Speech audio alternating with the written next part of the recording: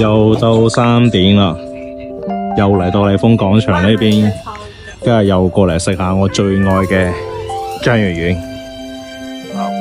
又嚟到呢間店，真係呢間店咧係真係嚟過好多次嘅，咁大家成日睇都知啦。咁點解我一翻嚟就即刻嚟呢間店咧？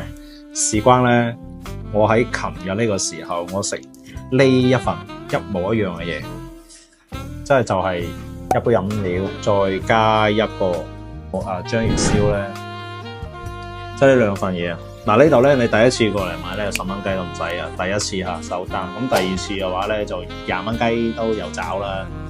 呢一份我前兩日食75蚊，15000韓幣，真係好貴。份量一樣啊，都係6粒喎。味道嘅話咧，可能佢嗰邊會大粒啲啦。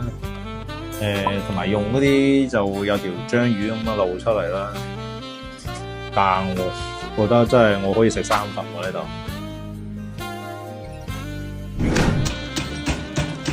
滿足感嚟講真係冇得比啊！高過70蚊呢度先幾錢？好啦，咁有得食，慢慢探住啊！有啲章魚燒，好大粒，就係第一感覺就係好大粒。章魚嘅話好食。哇！真香，哎呀！我嚟試下，唔錯啊！